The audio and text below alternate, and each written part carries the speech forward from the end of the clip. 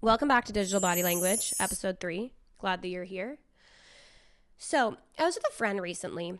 We were talking, gossiping, exchanging some information, and quickly they grabbed their phone and they were like, wait. I need to make sure I'm on airplane mode. And I was like, what are you talking about?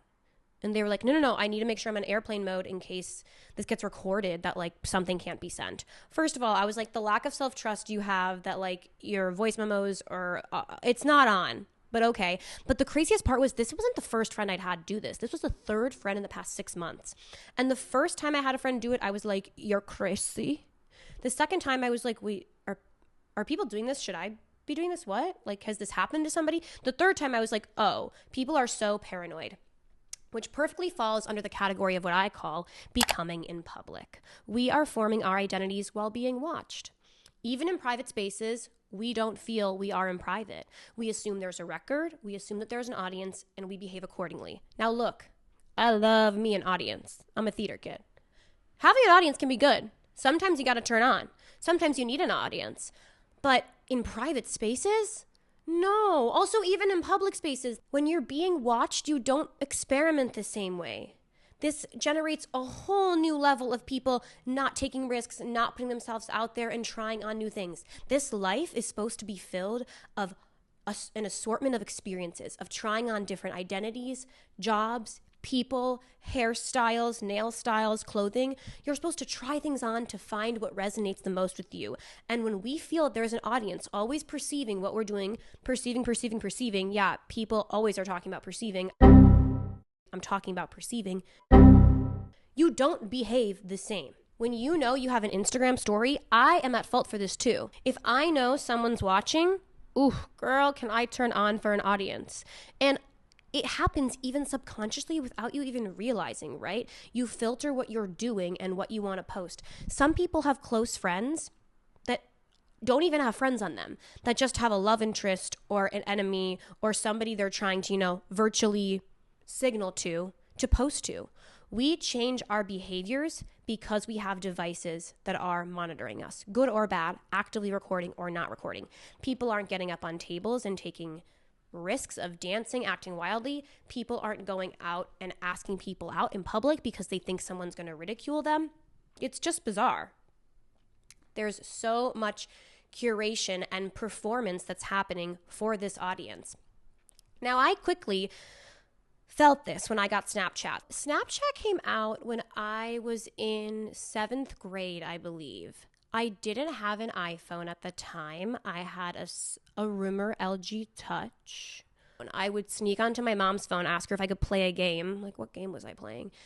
I can picture the restaurant I was in. And I would run to the bathroom, log into my account, send Snapchats, And I was so uncomfortable in my body. I was 13. I quickly was like, I don't like this. This feels fake, right? You just see my face. You don't see me having a panic attack or a meltdown or really laughing really hard with my friends. Then I'm sending you a moody selfie.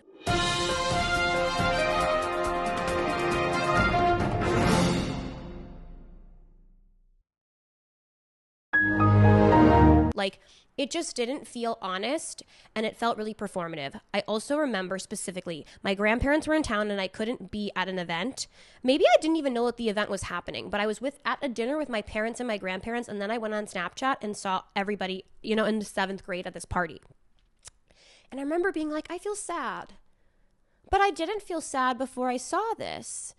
If I didn't know that this party was happening, I wouldn't have felt sad. Okay, fucking weird. Snapchat gave us the ability to be performative and turn on. You had your private stories. You could be posting for the whole world to see, right? And you were curating how people interpreted you. I mentioned in the other video the hiding tagged photos, you're curating yourself or removing old posts. I have most of mine up there because I'm like, you know what? If you want to know me is to know all versions of Aubrey. You could find out my whole lore if you wanted to. I just think that because there's this level of performance, we aren't living authentically because we think that there's an audience always, there is an audience always watching our every move. I was chatting with a friend recently who he was seeing some girl, and he's a big thrifter, and he runs a thrift store, right? This is his life. And he was talking about how he was seeing a girl who, looked the part, started seeing her, and he was like, I don't think she really gets the culture. And I was like, yeah, because she's just seen online how to tap in and be performative. Now I could go on a whole other tangent about subcultures and how it used to be hard to join a subculture. You had to look up in the newspaper or look up on the interwebs back in the day where they were, what they were reading, what they smelled like, what they looked like, what they tasted like. You had to be brave and put intentional effort into go to spaces where this other subculture was to learn about it. Well, online, because there's an audience, this is a side tangent.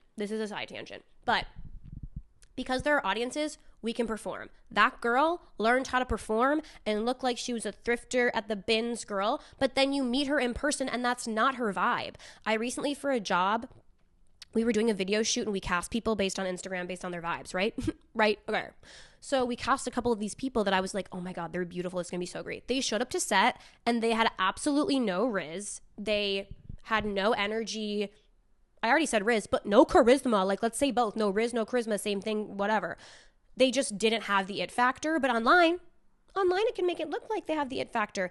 And I think that translates to these dating profiles, to workspaces, to all this different stuff. We are behaving differently because of the performance of online.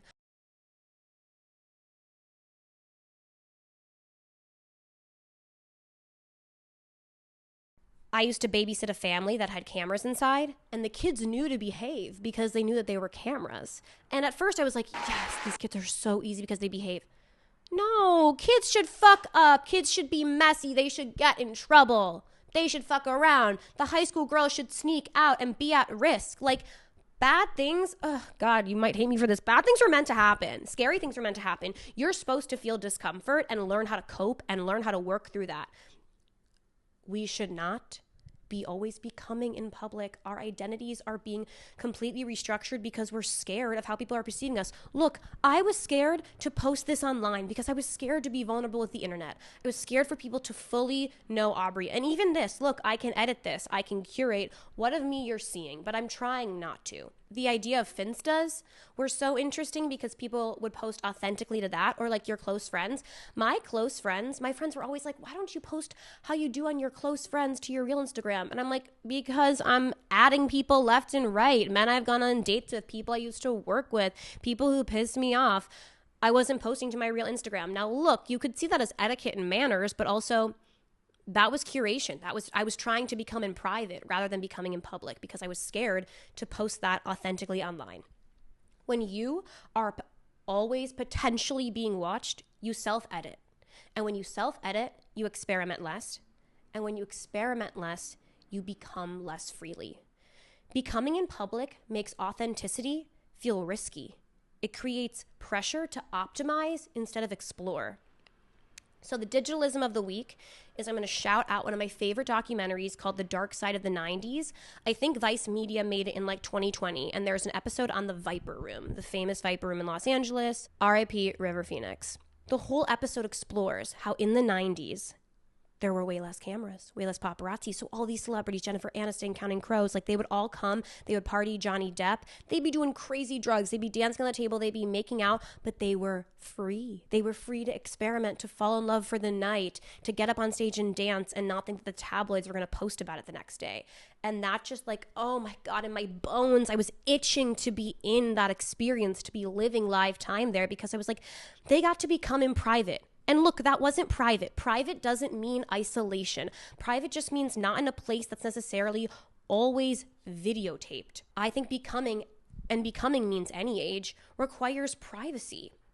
Some identities are meant to be tried on without a camera. And most versions of you deserve to exist without witness or judgment or the validation of others. You're supposed to find certainty in yourself. In these experimentations, you're supposed to fuck up and try things on and become and not be afraid to become. I think we're staying in these molds more because we're scared, and that's just taking away the experience that is this life. I'm intrigued by this curated identity and performative selfhood.